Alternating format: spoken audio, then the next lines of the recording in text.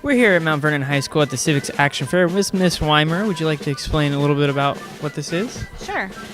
This is a senior research project that we do in civics classes, and students pick an issue that matters to our local community or state or nation that they think government could do a better job solving. And they research it and look at the issue and the role of government and advocacy and try to figure out how they can make change on this topic. How do you think this benefits kids for their future? Well, our goal with civics is to get people to understand how to be an engaged citizen. And so thinking about their particular communities and the issues that face their communities themselves and the people around them, we feel like helps, this kind of project helps them to identify that and understand how to navigate maybe understanding who is responsible and how they can make change themselves or connect to the people who do make the change so that they can actually get engaged. And what do you think your favorite topic has been so far? Ooh, that's a good question.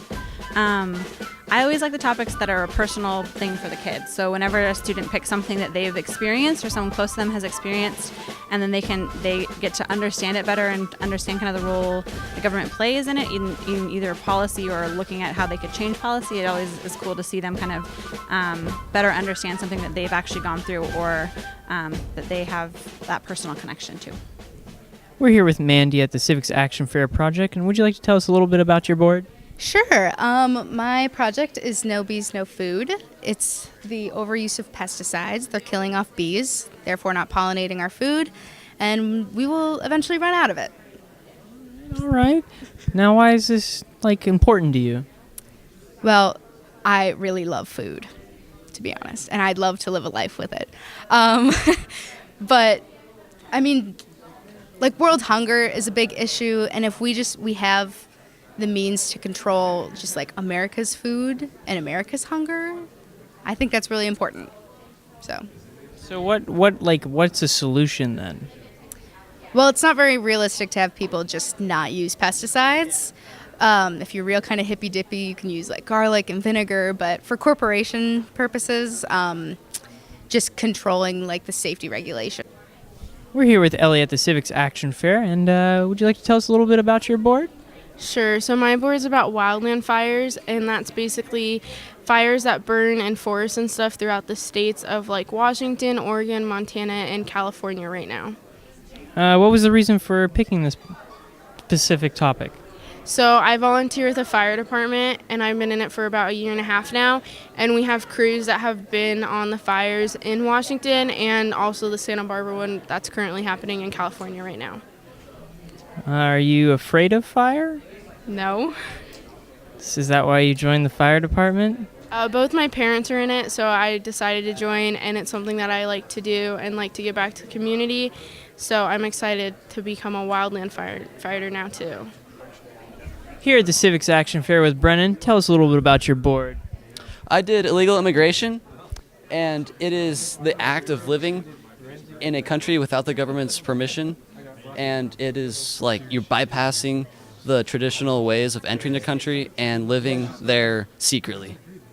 Why do you think this is such a big problem? There are many views on this, and most people believe that it does hurt our country. So how would you guys feel if you ate processed foods every day for lunch? So my question really is, can a student really eat chicken nuggets for 180 days straight and be okay with it?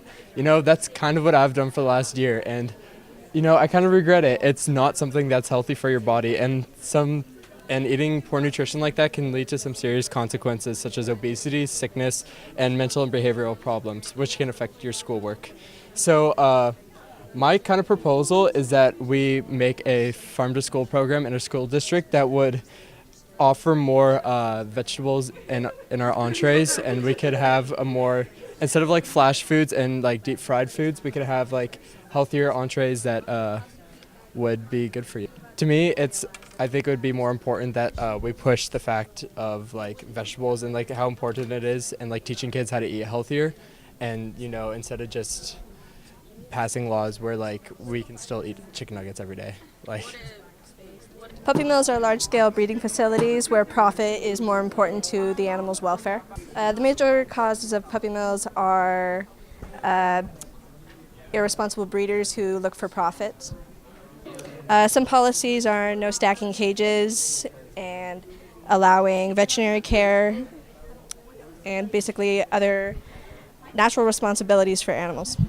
One way we can push for change in Washington is not buy from pet stores or off of Craigslist and things like that, but to adopt. Of course, it's very, very normal for pure breeds can also end up in humane societies, so it's a good place to look there first.